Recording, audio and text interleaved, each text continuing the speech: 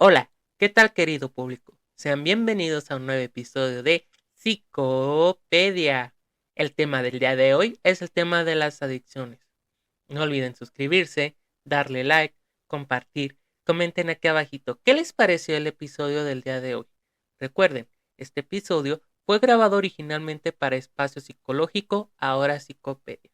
Disfruten el episodio del día de hoy. Comenzamos el día de hoy con una entrevista psicólogo experto en adicciones y él era el indicado para ayudarnos en este tema. Lo conozco desde hace ya mucho tiempo y pues es un honor para mí tenerlo aquí. Omar Torres, ¿cómo estás, Omar? ¿Qué tal, Víctor? Pues muy bien, muy contento de estar aquí contigo. Gracias por la invitación. Ya por fin, ¿no? Entonces teníamos por ahí tiempecito planeándolo, por una u otra cosa no se había dado. Pero bueno, ya estamos contentos aquí para compartir información que ojalá sea útil para la persona que nos escuche. Sí, pues hasta la señal de radio nos hizo la gatada, pero ya ahorita sí se puede. Luego les paso contexto de eso. Bueno, y vamos con la pregunta clave, una pregunta maestra, diría yo, una pregunta que es muy importante. ¿Qué es una adicción?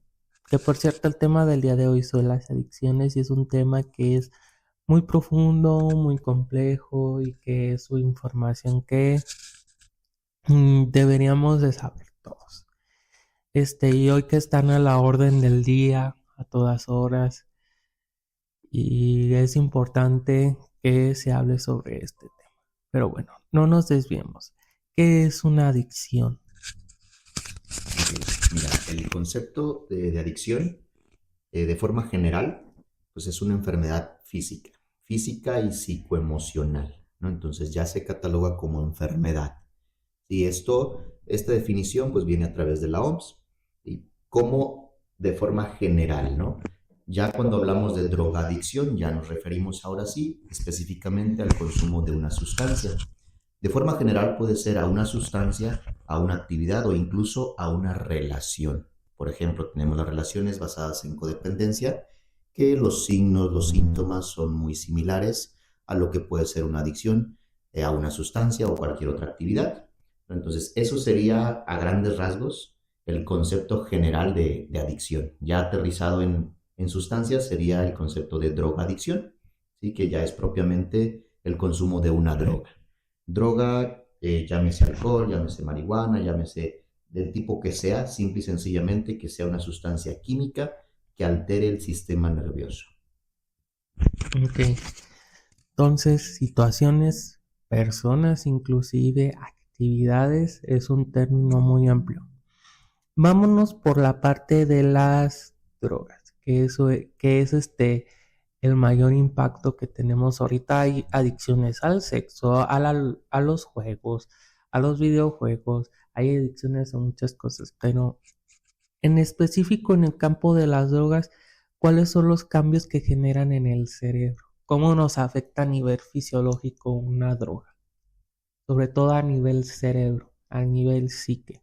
¿Cómo nos afecta? Ajá. Los cambios, bueno, pueden ser principalmente de tres tipos, ¿no? Se engloban tres tipos ahí. A los que tú te refieres, los físicos o que tienen que ver más con las estructuras cerebrales, pues se le llaman cambios neuroquímicos. ¿Sí? Los cambios neuroquímicos pues tienen que ver con los neurotransmisores propiamente del cerebro. ¿Sí? Aquí tiene un papel muy importante, principalmente la dopamina. La dopamina, pues recordemos que es un neurotransmisor que tiene que ver con el placer, con la motivación, ¿no? El estado de bienestar aparentemente que le puede dar a nuestro cerebro. Eso es por un lado, ¿no? Lo neuroquímico. Y también tenemos en los otros tipos lo que son los cambios estructurales. Y esto pues ya tiene que ver con ciertas estructuras específicas del mismo cerebro y como el sistema de recompensa, por mencionar un ejemplo, ¿no? Incluso ya hay ciertos estudios, ¿no? Donde pues se ve específicamente cómo el cerebro hasta reduce su tamaño, ¿no? Entonces eso sería un cambio estructural también. Y obviamente tenemos la muerte neuronal, ¿no? Las neuronas, la pérdida de neuronas. Actualmente tenemos sustancias muy agresivas, una de las más comunes, ahorita vamos a hablar un poquito más de ellas, pero su nivel de agresividad es muy alto, ¿no? Entonces la muerte de neuronas también es muy alto. Ese sería otro cambio respecto a las estructuras o incluso lo que conocemos como una inflamación. Sí, el cerebro mismo sufre inflamaciones a través de los consumos, dependiendo, claro, también del tipo de sustancia que se esté consumiendo. Y finalmente tenemos los cambios funcionales. Los cambios funcionales ya se refieren a ciertas funciones que el cerebro hace y que de alguna forma se van a ver alteradas. Por ejemplo, la memoria, la concentración, ahí entran los procesos cognitivos, ¿sí? La orientación de la persona, ¿no? Entonces, a grandes rasgos son estos tres tipos. Serían cambios neuroquímicos, cambios estructurales y cambios funcionales. Entonces, en los neuroquímicos, que es a lo que tú más te enfocabas, pues el papel más importante lo tiene la dopamina. ¿Sí? Entonces, con una sustancia, con una droga que entre a nuestro sistema nervioso, ese neurotransmisor va a ser el que más se va a ver afectado y el que más se va a alterar. También bueno, la dopamina entonces es el neurotransmisor que juega el papel más importante durante las adicciones. Ahora, esto también ocurre con otro tipo de adicciones, ¿no? Los niveles de dopamina, pero en especial, ¿cuál es el efecto de la dopamina en esta parte de las adicciones? ¿Cómo funciona? ¿Por qué esa precisamente es la dopamina? Ajá. Mira, la función de la dopamina, ahorita te mencionaba que principalmente se enfoca en lo que es la motivación y lo que es el placer del individuo. O sea, es lo que nos genera cierto placer, ¿no? Cuando experimentamos incluso cualquier otra actividad, podemos segregar este neurotransmisor. Pero cuando hablamos del consumo de una droga, ese neurotransmisor sube a niveles muy, muy altos que incluso no podemos alcanzar con ninguna otra actividad que realicemos. Ejemplo, si tú haces una serie de ejercicio, pues a lo mejor va a haber dopamina ahí, combinado con otros neurotransmisores, como la serotonina también, ¿sí? Adrenalina, ¿no? Entre otros. Es algo muy, muy profundo, ¿sí? Pero la dopamina en específico. Entonces, cuando tú haces una serie de ejercicio, vas a tener ciertos niveles de esa dopamina que te va a hacer sentir bien, que te va a hacer experimentar placer, que te va a motivar, ¿sí? Pero esos niveles no los puedes alcanzar con ninguna otra actividad, ni con el ejercicio físico, ni aunque hagas lo que más te gusta, no se puede comparar con los niveles que alcanzas al consumir tú una sustancia. ¿Sí? Entonces, en ese momento, cuando tú consumes una sustancia, el cerebro dice, bueno, ¿qué es esto, no? Es algo desconocido, yo no había conocido esto tan placentero, esto que me motivara tanto, que me despertara tanto. Es un éxtasis para el cerebro. En ese momento, pues al cerebro le gusta, ¿no? Vamos a hablarlo así. Es un estado emocional desconocido, que en ese momento lo descubrimos al tener una dosis en el cuerpo. Entonces ahí es donde se va formando una dependencia. Al cerebro le gusta. Entonces, ¿qué va a pasar cuando esta dosis baje? Nuestro cerebro va a pedir más, ¿no? Vamos a reclamar, ¿sí? Ese mismo efecto que no puede alcanzar con ninguna otra actividad. Entonces, aunque tú hagas ese ejercicio que te decía, aunque tú hagas una actividad placentera, el cerebro no va a llegar a esos niveles de dopamina que alcanza con una sustancia. Por lo tanto, ese cerebrito va a querer más sustancia de la que en algún momento probó. Ahí es donde entra ese papel tan importante. Ahí es donde empieza a nacer el síntoma adictivo, donde ya el cerebro no lo consigue con ninguna otra actividad normal o sana, vamos a decirlo así. Por eso el papel tan importante. Obviamente el cerebro se va a dar a la búsqueda de ese placer.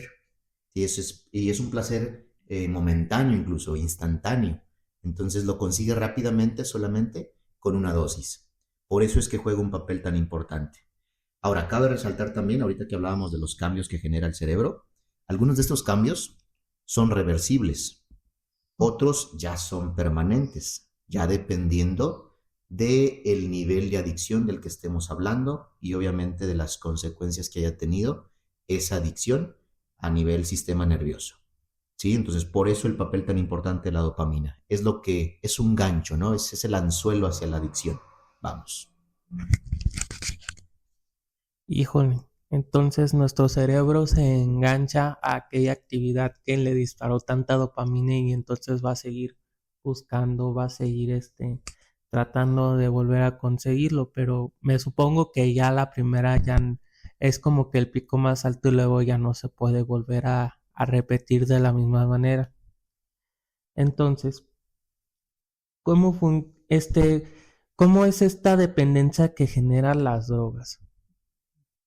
O sea, en el sentido de que genera, la dependencia obviamente la genera la dopamina, pero ¿qué síntomas se pueden mostrar a la hora de esta dependencia? Los síntomas. ¿Cómo podemos saber cuando una persona ya es dependiente de esa sustancia o de esa situación? Ajá.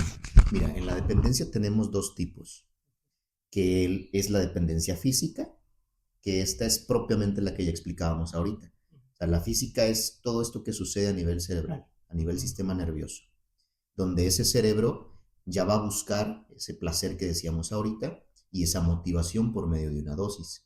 En ese momento ya se está dando la dependencia física. El cerebro ya conoció eso desconocido y lo va a volver a pedir, ¿sí? Pero aunado a esto, tenemos el otro tipo de dependencia, que es la dependencia psicológica. Ya esta está ligada a lo emocional. Es decir, cuando la persona que consumió esa dosis ya lo asocia a cierto estado de emociones en su vida. Un ejemplo, ¿no? Para dejar más claro esto. Si yo estoy muy triste por alguna situación de mi vida, ¿no? Algo que sucedió, no sé, la pérdida de un ser querido, vamos a ponerlo así de esa forma tan drástica, ¿no? Que es uno de los dolores más grandes que podamos experimentar, un duelo. Y supongamos que esa tristeza o ese estado emocional depresivo que yo tengo, pues no sé qué hacer con él, ¿sí? O sea, me conflictúa muchísimo. Y de repente, pues yo empiezo a tomar, ¿no? Vamos a hablar del alcohol en este caso. Empiezo a tomar alcohol, empiezo a consumir. Eso obviamente le va a dar un estado diferente a mi cerebro. Pero aparte de eso, yo cuando empiece a experimentar los efectos del alcohol, combinado con mi tristeza y con mi duelo, en ese momento ya lo estoy vinculando a una emoción.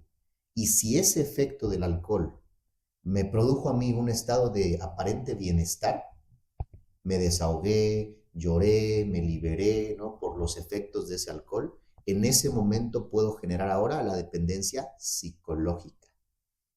Aparte de que a mi cerebro le está gustando el efecto, la composición química del alcohol, yo le estoy agregando que cuando estoy triste, necesito tomar para liberarme, para desahogarme y sentirme mejor. Sí, entonces ahí estamos viendo ya los dos tipos de dependencia. La próxima vez que yo me vuelva a sentir muy triste, voy a querer buscar de nuevo una dosis de alcohol para poder desahogarme, para poder liberarme, y en ese momento ya estoy generando la dependencia psicológica, ¿sí? Entonces, una solamente hablamos del cuerpo, de la cuestión cerebral, neurológica, y otra ya cuando está vinculada a una emoción. En ese momento se está generando ya un aprendizaje. Estoy aprendiendo que para yo liberarme de mi tristeza, para desahogarme, para llorar, necesito una dosis de alcohol. ¿Sí? Eso entonces se va a arraigar en mí y cada vez que yo experimente una emoción de ese tipo, tristeza o depresión, voy a ligarlo con que necesito tener una dosis de alcohol en mi cuerpo para poder manejar esa tristeza y ese dolor. ¿Me explico? Entonces ahí vamos a experimentar los primeros síntomas. Ya cuando tú empiezas a notar que necesitas, ¿no? De esa sustancia para poderte sentirte mejor, ¿no? Para poder sentir ese bienestar y para poder liberarte de esa emoción. Y esto solamente por mencionar un ejemplo, puede ser con el enojo, a veces hasta con la misma alegría, ¿no? Entonces ya cuando estamos tomando de acuerdo a un estado emocional, ¿sí? Y esto también por mencionarte solamente el ejemplo del alcohol, puede pasar con cualquier otra sustancia, ¿sí? La marihuana se utiliza mucho, por ejemplo, para relajarse. Una persona muy estresada, una persona que llega del trabajo, ¿no? Muy cargada, llega y tiende a fumarse un cigarro de marihuana porque lo relaja. En ese momento estamos viendo que al cerebro le va a gustar su efecto y por consecuencia yo, en la parte psicológica, lo estoy ligando al estrés, ¿sí? Entonces ya necesito mi cigarro de marihuana para liberar estrés, ¿sí? Y ahí estamos viendo ya síntomas que van a desencadenar posiblemente una adicción. Entonces es como un bucle. A mi cuerpo le gusta y yo le estoy dando un sentido nuevo.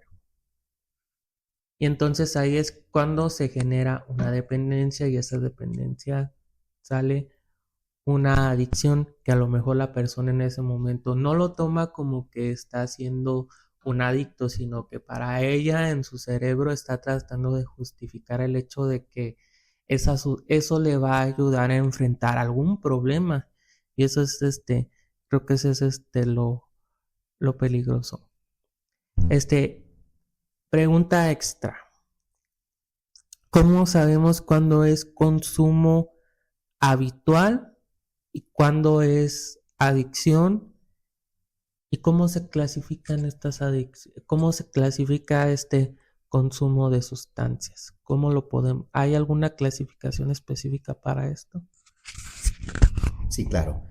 Hay realmente 4 niveles, ¿sí? Donde podemos ver ya el proceso en el cual se puede ir formando ya propiamente una adicción.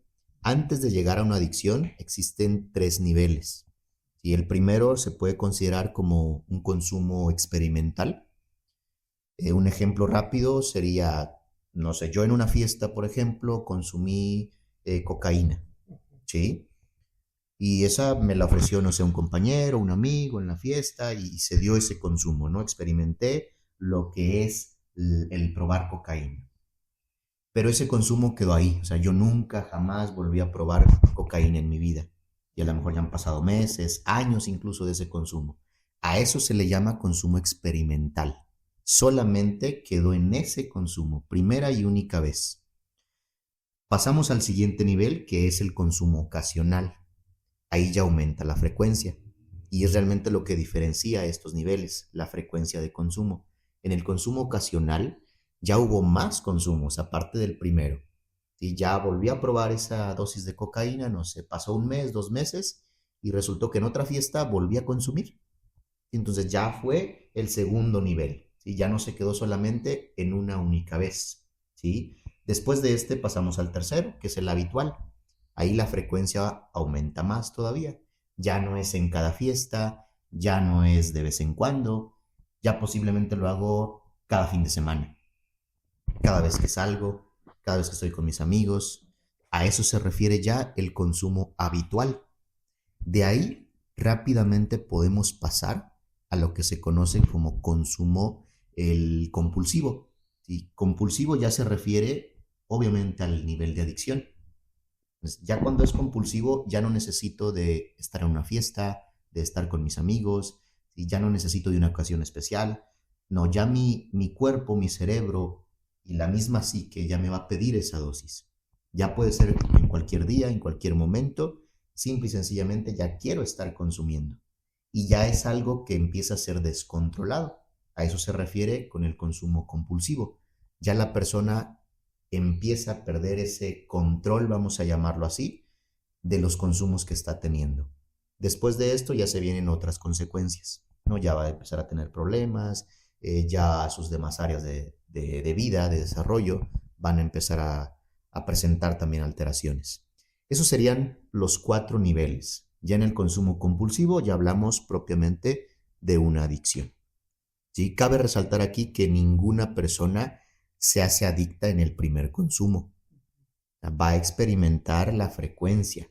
Y yo no me puedo volver adicto solamente porque consumí esa vez, en esa fiesta, y ya ahí nace la adicción. No, la adicción necesita todo un proceso, la frecuencia a través del tiempo, para formarse propiamente como adicción. Entonces no solo es que se aviente una de vez en cuando o por ejemplo que esté en una fiesta o que esté consumiendo porque simplemente tuvo ganas ese día, sino que es como que un efecto dominó. Primero es de poquito en poquito y luego empieza a subir, empieza a subir, empieza a subir y empieza a subir. Y obviamente si le sumamos a la historia de vida del individuo, entonces nos estaríamos viendo cómo se desencadena una adicción, porque también está esta parte de esta parte del componente emocional y esta parte del componente físico. La otra cuestión es cómo se clasifican estas drugs, cómo se clasifican este tipo de sustancias, porque hay de todos los tipos, de todos los tamaños, de todas las formas, y cada vez están haciendo más frecuentes y nuevas en este sentido. ¿Cómo está esta clasificación? Ok, mira, ahí vamos a encontrar diferentes tipos. Claro, esto también depende ya de el autor que se maneje o la información en donde podamos encontrar estas clasificaciones. Pero a grandes rasgos, la gran clasificación se divide en tres. ¿Sí? Estas tres principalmente son los estimulantes, las depresivas o depresoras y las psicodélicas. ¿Sí? Eso a grandes rasgos. O sea, puede haber muchas clasificaciones dentro de estas, pero así de forma general, ¿no? Para no extendernos tanto, serían esas tres. Las estimulantes se refiere a que mantienen el sistema nervioso central muy excitado, o sea, muy alterado. Y esas son las estimulantes. Ahí encontraríamos, por mencionar algunos ejemplos, ¿no? Las más conocidas o las más comunes hoy en día, están las metanfetaminas, está lo que es la cocaína, que te pone ejemplos de la cocaína, está la nicotina, por ejemplo, en el cigarro. Estas son las más conocidas y estas pertenecen a la clasificación de los estimulantes. Las depresivas, ahí encontramos ahora que el extremo, ¿no? O sea, que oprimen al cerebro, lejos de excitarlo, lejos de mantenerlo alerta, lo oprimen, ¿sí? Y ahí vamos a encontrar principalmente alcohol y marihuana, ¿no? Que son las más comunes. Encontramos las benzodiazepinas, ¿no? Que son las pastillas, que a veces se utilizan como droga también, conocidas comúnmente, ¿no? Como pingas, ¿sí? Entonces, todas estas pertenecen a las depresivas. Y finalmente te mencionaba las psicodélicas. Las psicodélicas se caracterizan principalmente por tener o crear muchas alucinaciones en las personas que las consumen. Un ejemplo sería el peyote, los hongos, la salvia, y aquí te estoy hablando de plantas, ¿no? Donde aquí también menciono algo muy importante, porque la gente las minimiza mucho. Creemos que por ser una plantita, ¿no? Es inofensiva, es natural, a veces es hasta medicinal, ¿no? Entonces, el ejemplo claro de la marihuana también, que es una planta, y que muchas veces minimizamos estas drogas por esas características, cosa que no es así, y por eso recalco esta parte, porque incluso una de las que te mencioné, que es la salvia, que es una planta también, es una flor, es muy agresiva, es muy adictiva y es muy alucinógena. Entonces, una persona que consuma este tipo de plantas va a experimentar las mayores alucinaciones, ¿no? de su vida. Delirios, ¿no? Delirios de persecución, por ejemplo. Las alucinaciones pueden ser de todo tipo, auditivas, visuales, táctiles, ¿no? Olfativas incluso. Entonces son drogas muy fuertes, pero que a veces son minimizadas por la sociedad. ¿Sí? A grandes rasgos, estos serían los tres factores o los tres tipos de clasificación en las que podemos encontrar a las drogas, ¿sí? Estimulantes, depresivas y psicodélicas. Entonces las psicodélicas tienen el nivel de peligro de que en medio de una alucinación hasta podríamos dañar a otra persona. Así es. Ay, a mí me contaron la anécdota de que una personita después fumó Mary Jane y en su alucinación pensó que, no sé si era su hermano o su mamá, pensó que el hermano o la mamá era una araña y la quería matar. Esas sí son distintas. Y hasta hay alteraciones en la percepción, porque gente que yo he escuchado dice que el tiempo pasa más lento, supuestamente, pero son alteraciones de la percepción. Híjole. Y bueno, así, ¿cuáles son las etapas que se pueden dar en una adicción?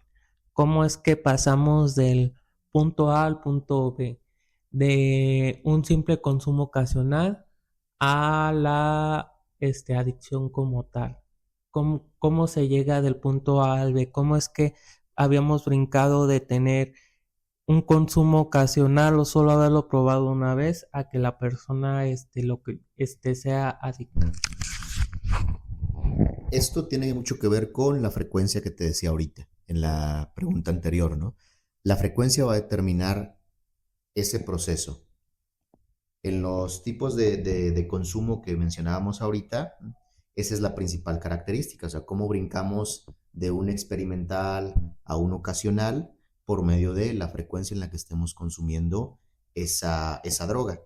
¿Sí? Hay ciertas etapas también dentro de la misma adicción, no solamente la clasificación que mencionábamos ahorita, sino son etapas que se van dando ya dentro de esa frecuencia de consumo.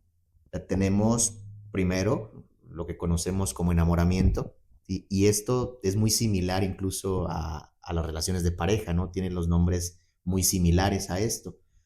El enamoramiento es ese primer contacto con esa sustancia. Muchas veces pues te llama la atención, la curiosidad, ¿no? La invitación de alguien más, ¿sí? Y resulta que dentro de ese consumo pues te gustó el efecto. Entonces a eso le llamamos enamoramiento. Entonces fue placentero, porque también puede ocurrir que no te guste el efecto. Hay muchas personas que consumen una sustancia y tuvieron muy mala experiencia. Entonces por consecuencia no la van a volver a consumir. Pero cuando surge ese gusto, ahí estamos hablando de la primera etapa, ¿sí? Del enamoramiento pasamos a lo que se conoce como luna de miel. La luna de miel es el mayor placer que la persona va a experimentar en los consumos que está teniendo. El mayor placer, la mayor motivación, el mayor éxtasis. Y todo es muy placentero en esos consumos. Después de esta, pasamos a la siguiente, a la tercera, que es la traición. La etapa de traición es cuando la luna de miel se termina. Ya no todo es placentero. Ya empiezas a tener consecuencias negativas por esos consumos. Un ejemplo sería, ¿no? Consumí el domingo y todo fue muy, muy placentero, muy bonito, me gustó, fue agradable, mucha fiesta, ¿no? Pero el día lunes ya no me levanté a trabajar. Ya no pude, desperté cansado, desperté con síndrome de abstinencia, ya no pude. En ese momento ya empecé a tener una consecuencia negativa. A eso se le conoce como traición. Ya no todo fue bonito y placentero. Entonces ya ahora estoy en un problema, ¿sí? Porque no fui a trabajar. Si no voy a trabajar, entonces ya mi familia se dio cuenta que no me levanté, que estoy mal, que estoy de malas, ¿no? A eso se le conoce como traición. Después pasamos a la siguiente etapa, que es más grave todavía, que es la ruina. La ruina es cuando esas consecuencias negativas ya aumentaron. Ya no solamente no fui a trabajar, sino tuve problemas con mi familia, tuve problemas con mi pareja, ya me peleé con todo mundo, ya me siento mal físicamente, psicológicamente, mi estado de ánimo, y ya no comí, ya no dormí bien. Todos estos síntomas los vamos a experimentar en esa etapa de ruina, para pasar a la última etapa que se le conoce como prisión. Aquí ya está formada la adicción. Ya la persona está descontrolada por completo y posiblemente ya no va a poder parar esos consumos. Aquí estamos viendo completamente el consumo compulsivo. ¿Sí? Esas serían a grandes rasgos las etapas, cómo vamos pasando de ese punto A ese punto B que decías ahorita. Es todo un proceso, pero pues vamos a ir viendo esas etapas dentro de ese proceso, con sus síntomas, con sus signos, cada una de estas etapas. Entonces, bueno, me imagino que puede ser un proceso que puede durar incluso hasta que pasen años o que no pasen en el mismo momento. O sea, puede ser que incluso hasta tarde meses, ese tipo de situaciones. Y si la persona en el medio experimenta algún suceso que es traumático, pues peor le va a ir. Y esto es una trampa, o sea, es ir en picada, es caer en lo más, incluso se puede llegar hasta caer a lo más bajo. Y creo que eso es lo peligroso de las sustancias. Y bueno, ¿Cuáles pueden ser los posibles orígenes en una adicción? Y la personalidad puede tener un factor determinante en lo que es el consumo de sustancias. La personalidad misma del individuo lo puede empujar a que sea consumidor, como por ejemplo esto de la personalidad adictiva. Sí, claro. Mira, en la personalidad, bueno, la personalidad adictiva ahorita la comentamos más a detalle, pero antes, ¿no? La pregunta primera que me hacías, los orígenes o las causas. En las adicciones, las causas son multifactoriales. O sea, pueden ser muchas y de diferentes tipos. Entonces aquí también tenemos un gran dilema. O sea, no podemos establecer algo específico y algo determinante, ¿no? Que si tengo tal característica, ya me voy a ser adicto. Esto no lo podemos establecer así. No existe esta parte. Son muchos los factores que intervienen para que nazca una adicción en una persona o para que se cree en una persona. Lo voy a resumir en 3 puntos principales, que estos engloban pues realmente todos los aspectos que tienen que ver para que contribuyan, ¿no?, a la formación de una adicción.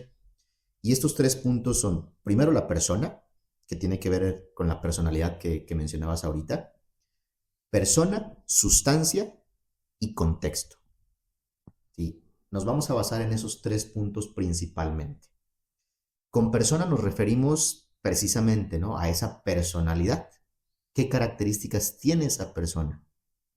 Su trayecto de vida, su infancia incluso, qué fue viviendo en las etapas de vida, si hubo por ahí experiencias traumáticas, ¿sí? El desarrollo que ha tenido, ¿no?, esta persona. Desde ahí ya vamos identificando ciertas características que puedan hacer propensa, ¿no?, que puedan aumentar la probabilidad de desencadenar una adicción. En la parte de la sustancia me refiero a la composición de esa sustancia. ¿Qué droga es? ¿Qué contiene? Todas las sustancias dañan, todas las drogas, ¿sí? Todas tienen un nivel de daño. Lo único que diferencia a una droga de otra es el nivel de agresividad. Pero en todas vamos a encontrar efectos negativos, consecuencias negativas, ¿no?, secuelas. Pero obviamente no podemos comparar ese nivel de agresividad entre unas y otras. Hay sustancias muy agresivas. Ahorita que mencionabas en la actualidad, ¿no?, tenemos sustancias como esto de las metanfetaminas, ¿no?, donde la composición pues son venenos realmente que están entrando al cuerpo. El nivel de adicción es muy, muy alto, el nivel adictivo. Y entonces tiene que ver la composición y el efecto que cree esa sustancia en el cuerpo de esa persona. Hay personas que se hacen adictas al alcohol, hay personas que se hacen adictas a la marihuana, hay personas que se hacen adictas a la cocaína y han probado las 3, pero solamente se hicieron adictas o prefirieron una de esas 3 por la composición y por el efecto que les genera en su persona. Y después hablamos del contexto. El contexto pues ya tiene que ver con la familia, la sociedad, dónde vive, cómo se desarrolló, en qué lugar. Esto repercute mucho. Si está en un lugar donde ya se consumía, donde papá consumía, donde un hermano consumía, donde mamá consumía, eso ya va a aumentar las posibilidades para que esa persona desarrolle una adicción. Entonces, si se juntan estos 3 aspectos, características de la personalidad, que pruebe una sustancia que le guste el efecto y aparte que esté en un contexto que ayude a formar esa adicción, esos serían los factores o esos serían los motivos por los cuales esa persona desarrolló esa adicción. Y entonces es algo muy extenso, muy profundo, pero para resumirlo, ¿no?, lo mejor que se pueda, nos enfocamos principalmente en esos 3, ¿sí? Persona, sustancia, contexto. ¿Y cuáles son los efectos físicos que se producen bueno, me refiero a consecuencias? ¿Qué se daña? ¿En qué repercute? Por ejemplo, ¿en qué se nota que la persona a nivel físico está consumiendo? ¿Qué es ese daño a nivel físico que se produce? sobre bueno, este efecto negativo que tienen las drogas en el cuerpo, vaya. O sea, qué se daña, cómo se daña, qué otras partes del cuerpo además del cerebro se dañan, o se atrofian o quedan mal. Ahí dependería mucho de la sustancia que se consuma. Dependiendo de esa sustancia y de esa composición que mencionábamos ahorita, el cuerpo va a presentar pues ciertos aspectos, ciertos signos o síntomas. Te menciono, no sé, un ejemplo, la metanfetamina que mencionábamos ahorita, que es una droga actual o nueva, ¿no? Entre comillas, conocida más comúnmente como cristal, y cristal o hielo, ¿no? Es como la mayoría de las personas la conocen. Esta droga es muy agresiva, su composición química es muy fuerte. Esta persona, aparte de los daños que presenta en su cerebro, los daños que ahorita mencionábamos y las alteraciones que vienen con estos daños, en el aspecto físico va a ser muy notorio.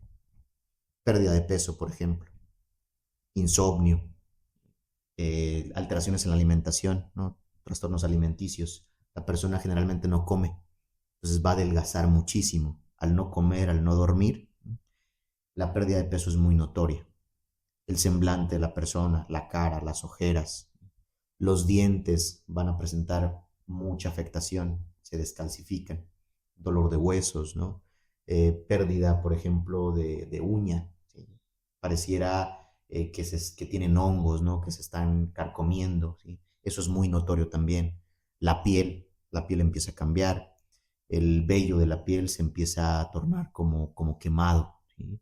Empieza a quedar un poco sin vello, vamos, manchas en la cara, y este tipo de alteraciones son las más notorias por la agresividad de esta sustancia. Pues la persona que consume esta droga no necesita mucho tiempo para presentar estas alteraciones. Te estoy hablando de que en semanas, en un mes, en 2 meses, ya va a ser muy notorio por el nivel de agresividad que tiene en el cuerpo. Entonces, en automático, ¿no? Cuando la persona consume, ya a simple vista, se le puede ver, se le puede notar por lo agresivo de los efectos. Ya a esto le sumamos, pues, que cuando esté bajo el efecto, pues va a presentar delirios, va a presentar alucinaciones, va a presentar cambios muy bruscos del estado de ánimo, ¿sí? Puede estar muy intolerante, muy irritable, muy agresivo incluso. Y después hasta el otro extremo, muy depresivo, muy aislado. Entonces van a ser los principales signos y síntomas que vamos a notar en la persona que consuma esta sustancia.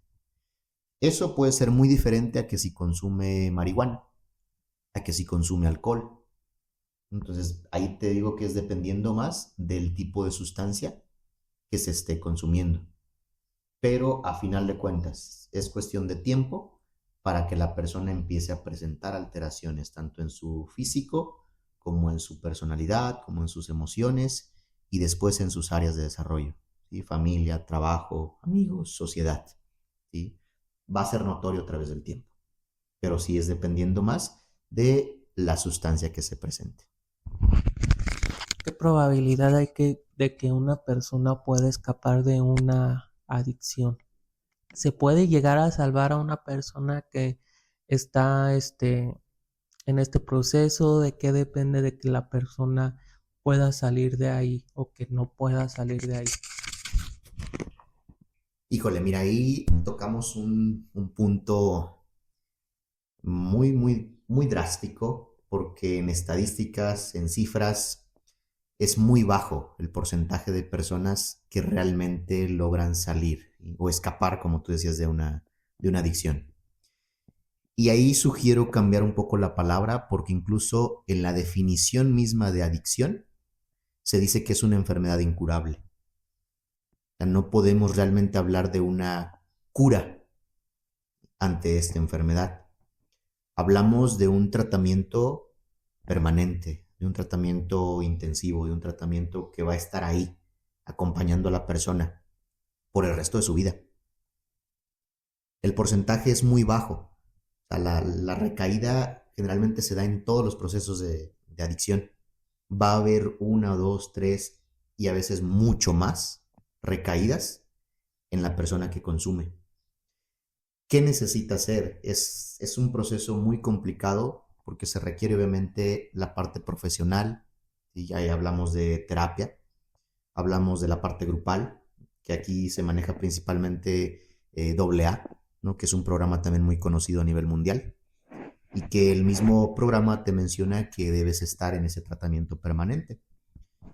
Debe haber tratamiento psiquiátrico si es necesario, y un psiquiatra o un adictólogo o neurólogo, ¿no? Incluso dependiendo de las alteraciones, donde la persona tiene que estar en un tratamiento médico también y consumiendo algún medicamento para evitar, no sé, alguna crisis, remediar las secuelas que se puedan, ¿no? Pero va a ser permanente y eso es lo que quiero recalcar. O sea, no hablamos de una cura. Si llega al nivel de adicción la persona, no puede llegar a un punto de decir, yo ya me curé, porque incluso eso lo va a hacer recaer. Conozco personas que han durado 5 años sin consumir, 10 años, 20 años sin consumir y recaen, Víctor. Entonces tú dirás, bueno, a los 10 años que tengas ya de no haber consumido más una sustancia, entonces quiere decir que ya estés curado. No, porque la persona recayó aún teniendo 10 años de abstinencia, 10 años de no haber probado de nuevo esa sustancia a la que era adicto y volvió a recaer. Por esa razón es que no se habla de una cura, ¿sí? Se habla de un tratamiento que es permanente, de un control, vamos, para que esa adicción no se vuelva a detonar de forma activa. Ese es el mayor logro que encontramos aquí. O sea, la persona que va en esa abstinencia, que ya lleva años sin consumir, sigue siendo adicto, pero no está en una adicción activa.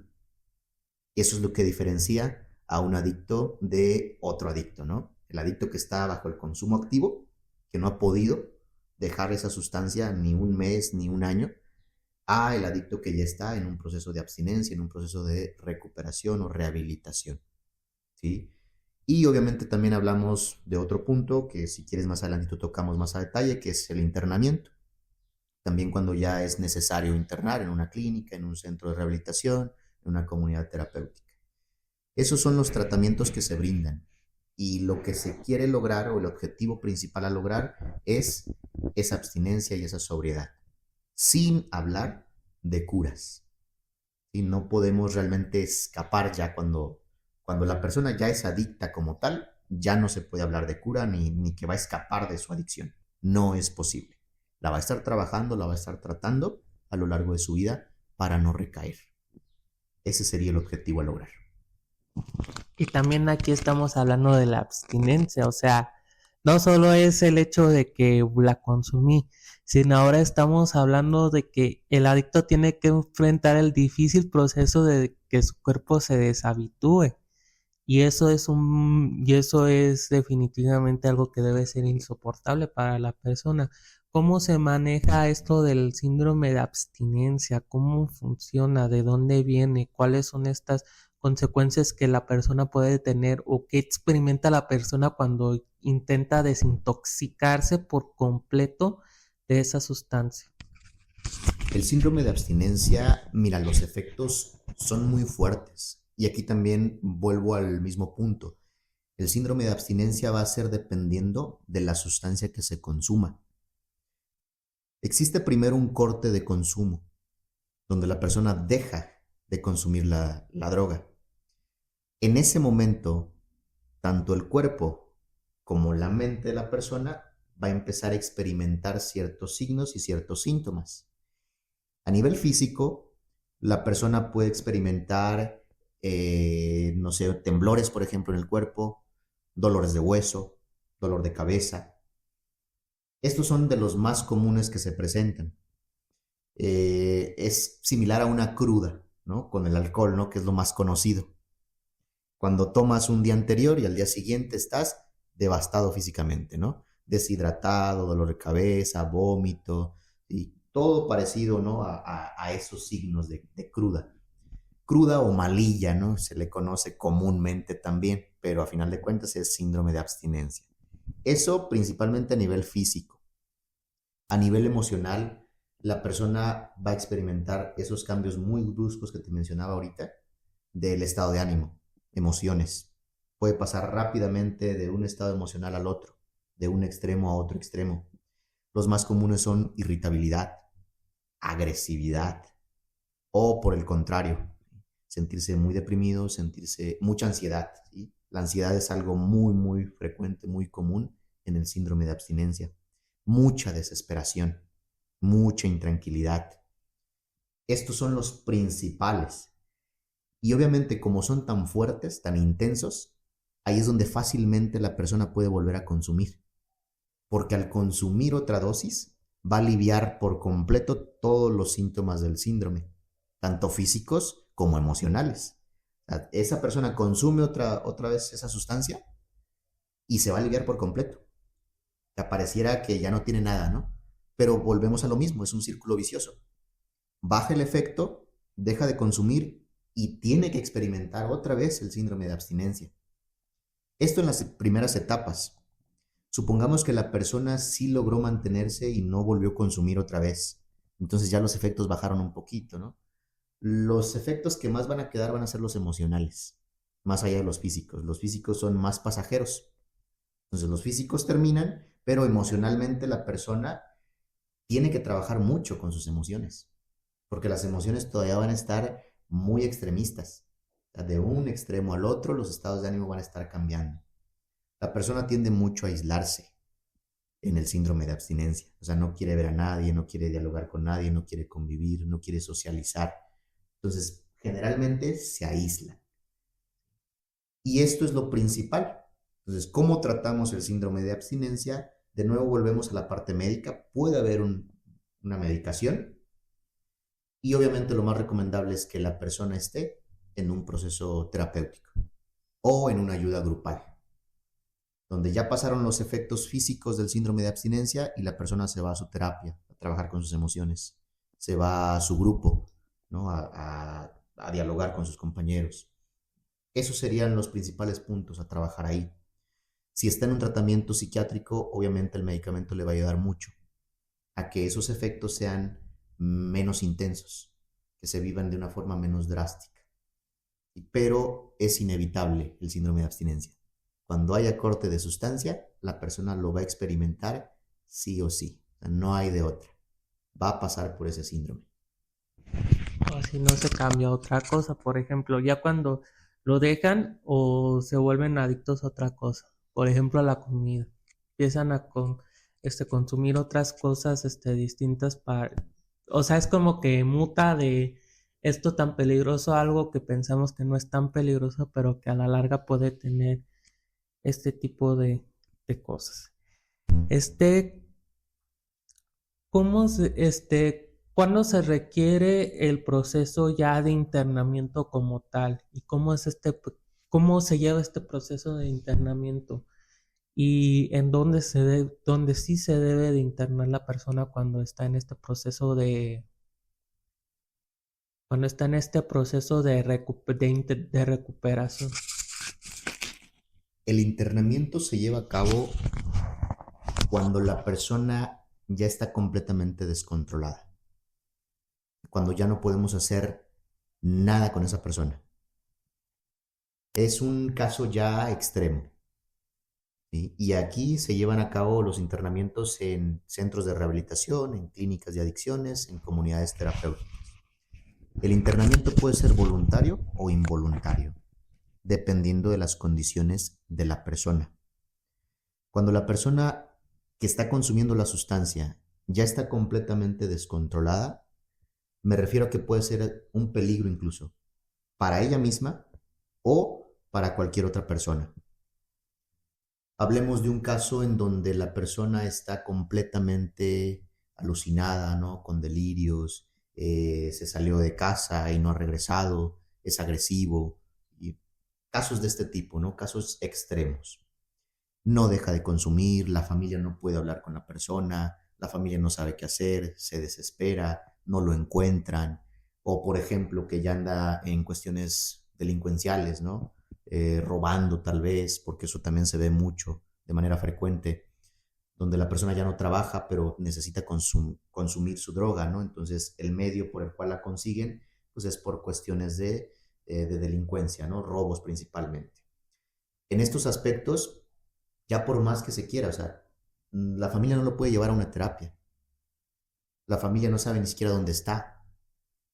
La familia sabe que no está en sus manos ya. Algo que ellos puedan hacer para liberarlo de esa sustancia. Y esa persona en esos niveles ya no va a parar. Ahí es donde ya se requiere el internamiento, voluntaria o involuntariamente. Obviamente, si le dices a la persona, pues no va a querer, ¿no? En primera, para entablar una conversación con una persona ya en ese nivel, ya es muy complicado, ya no puedes hablar con la persona. Se toma la medida drástica, ¿no? Que es ir a internarlo obligadamente. Y estos lugares, aquí en Uruapan tenemos muchos, estamos hablando de más de 50 centros de rehabilitación, que obviamente algunos son mejores que otros. Y ese internamiento lleva también ciertas etapas, ¿no? Ya cada centro lo maneja pues, de forma diferente, dependiendo de cómo se trabaje, ¿no? Pero en estos casos es donde se requiere. Habrá casos en donde no haya necesidad de internar, en donde la persona todavía es consciente, en donde la persona dialoga todavía con la familia y dice, yo sí quiero tomar terapia, yo sí quiero ir a un grupo de AA, de NA, ¿no? Y la persona sabe y es consciente de las alteraciones que está presentando. En ese momento y en ese tipo de casos no hay necesidad de un internamiento. Se integra un proceso terapéutico y se integra un proceso grupal para intentar hacer lo posible, ¿no? Para que esa persona se recupere de su adicción. Sin hablar de curas como lo decíamos ahorita, ¿no? Que lleve un control y una calidad de vida sin ningún problema, logrando abstinencia y logrando sobriedad. Entonces, el internamiento yo diría que es para esos tipos de casos, ¿no? Muy extremos, en donde ya el nivel de adicción es muy alto y es muy compulsivo y ya no podemos hacer algo más con la persona. Entonces, tiene que haber obligatoriamente el corte de la sustancia para poder trabajar con esa persona. Si no, no se puede. Y bueno, ya para cerrar en esta última parte, ¿cómo podemos evitar o qué estrategias se pueden utilizar para evitar el consumo de sustancias? Obviamente, pues a nosotros de un tiempo para acá, ya anterior a nuestra generación y desde nuestra generación, pues has estado romantizando el uso de estas sustancias en la cultura pop, cantantes hasta lo recomienda y hay mucha gente que cae en el círculo. ¿Cómo podemos evitar esto? Precisamente porque ya en la sociedad está muy presente, ya es algo muy invasiva esta situación en nuestra sociedad. ¿Cómo lo podemos prevenir? ¿Cómo lo podemos evitar? ¿Qué acciones y medidas podemos tomar para con nuestros hijos, para con nuestros familiares, para que no caigan en este tipo de conductas? Mira, este es muy importante, este punto que tocas. Hace mucha falta trabajar en prevención, Víctor. Que ahí yo creo que es donde más podemos lograr buenos resultados. La prevención de adicciones. Como te decía, ya cuando la adicción está formada, ya solamente hablamos de ese control. Por lo tanto, el mayor trabajo está antes de llegar a esa adicción. ¿Cómo se trabaja esta prevención? Hablemos primero de casa, ¿no? De familia. La comunicación es muy importante.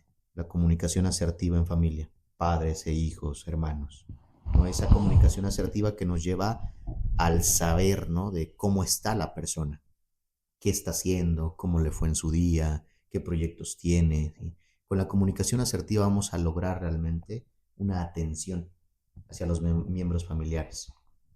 El problema más grande es que en familias disfuncionales, pues la comunicación asertiva, por lo tanto, no se da. Entonces ahí está realmente desestructurado, ¿no? El rol familiar ahí, pero sería una de las formas principales, ¿no? De empezar a trabajar desde casa.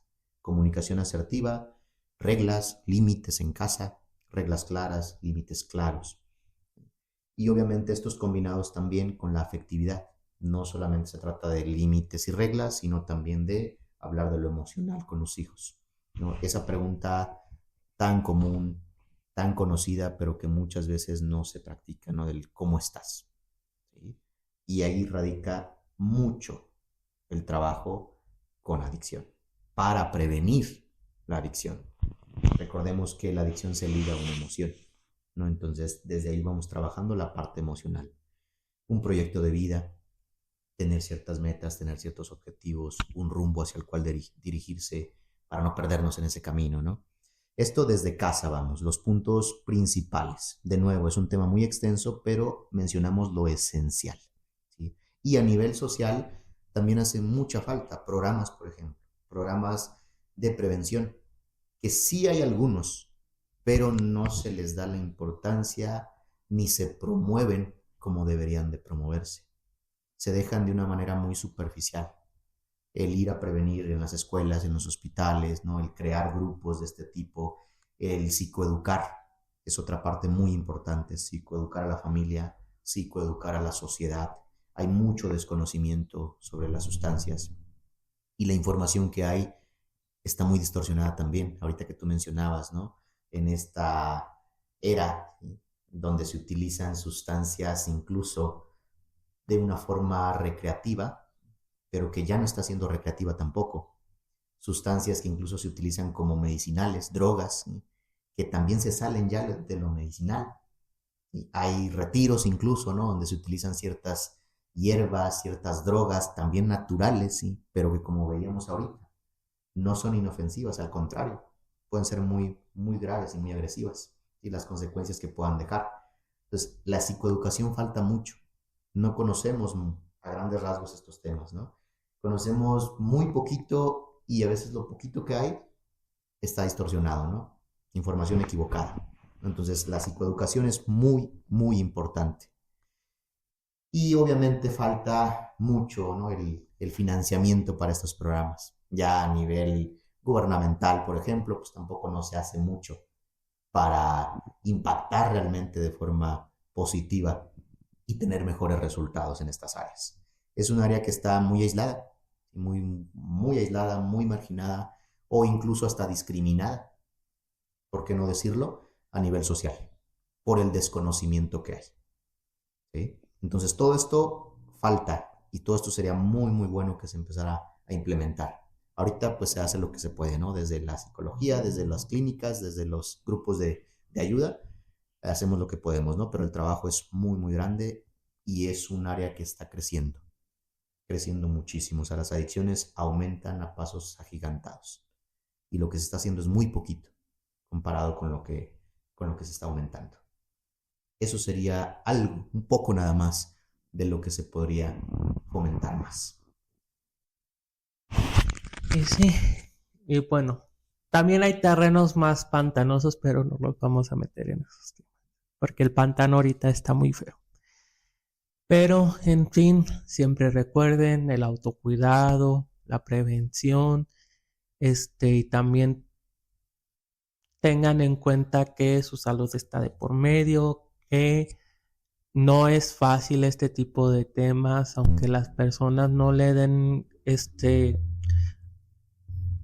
el valor o no le tomen la importancia que es, porque a muchos pueden decir es que a fulano no le pasó nada, es que a sutano no le ocurrió, pero hay otros que sí les han ocurrido y sus vidas pues lamentablemente se apagaron, y es por eso que las cosas deben de tomarse como lo que son y con la seriedad que son. Y también hay que quitarnos muchos estigmas que tenemos sobre las adicciones y sobre las personas adictas y el cómo se les ve y cómo se les, vaya, hasta incluso se les humilla, se les denigra porque fueron exadictos o porque son personas que están en adicciones. Pero también es importante que la gente se prevenga, porque ya están en todos lados. Ya están en todos lados y tenemos que afrontarnos a esta realidad. Y bueno, ya se nos ha acabado el tiempo el día de hoy. Muchísimas gracias por aceptar la invitación de nuevo. ¿Algún mensaje que quieras dar sobre este tema antes de irnos? Claro que sí. Mira, ahorita que hablábamos de lo que hace falta y las estrategias necesarias, ¿no?, para trabajar más esta área de adicciones, hago mucho la invitación en esta parte de psicoeducar, conocer más a detalle qué es una adicción, a qué se refiere, por esto de los estigmas que tú decías. Hay ideas muy equivocadas, ¿no? Me ha tocado escuchar mucho a lo largo del trayecto profesional, discriminación incluso, las creencias muy equivocadas que se tienen sobre el consumo de una droga. Creemos que simple y sencillamente es consumir una droga y ya. No lo vemos como una enfermedad. Creemos que la persona no está enferma, que simple y sencillamente puede dejar de consumir cuando él quiera, ¿sí? Que lo controla. ¿Sí? Los discriminamos en esa parte y no es así. Hablamos de una enfermedad crónica, de una enfermedad permanente, de una enfermedad que no tiene una cura. Entonces ahí cobramos conciencia. La persona está realmente alterada por algo que no está a su alcance. Entonces yo sí hago la invitación de psicoeducarnos un poco más. Trabajamos esta área desde hace ya algunos años, en donde la experiencia ya con casos también es extensa, y en la actualidad estamos trabajando en una comunidad, que me gustaría mencionar ahorita los datos también, una comunidad terapéutica que busca brindar un tratamiento completo, un tratamiento de calidad, y por eso es que la menciono. Esto para que la misma sociedad, las personas que nos escuchen, tengan conocimiento de lo que se está haciendo, de lo que se está intentando actualmente. Entonces vamos, sí, a marchas forzadas, a veces contra la corriente, pero se están logrando mejores resultados que los que se tenían. Entonces les hago la invitación a la comunidad terapéutica Miguel Gerardo, y por ahí igual te paso los datos si se los quieres pasar al público, las personas que te escuchan, a la audiencia. Y ahí estamos para brindar un mejor servicio, un servicio de calidad, un servicio completo en el tema de adicciones. Hacemos la invitación para que la conozcan, para que pregunten, para que se informen. Nadie está exento de presentar en algún momento de la vida una adicción. La adicción no distingue ni sexo, ni género, ni estatus social. Entonces nadie está exento. Ya sea nosotros mismos, algún familiar, algún conocido, algún amigo, siempre está la posibilidad de que se requiera este tipo de tratamiento, ¿no? Entonces por ahí te paso los datos, Víctor. Gracias por la invitación. Gracias a todos los que nos escuchan y ojalá que podamos seguir trabajando para brindar un mejor servicio en esta área que se requiere muchísimo. ¿Cómo te puede encontrar la gente en redes sociales? No soy mucho de redes, no las manejo mucho, pero simplemente Omar Torres, ¿sí? Omar Torres, y la de la comunidad también por ahí te la paso, ¿no? Es Comunidad Terapéutica Miguel Gerardo. Entonces ahí te paso los datos para que vean más información sobre adicciones, ¿sí? A mí de forma general, Omar Torres. Y este fue otro episodio de Psicopedia. No olviden seguirnos en todas las redes sociales como Psicopedia. Recuerda suscribirte, darle like, compartir, comenta aquí abajito qué te pareció el episodio del día de hoy. Gracias por quedarte hasta el final de este episodio. Nos vemos en un próximo episodio de Psicopedia. Hasta la próxima.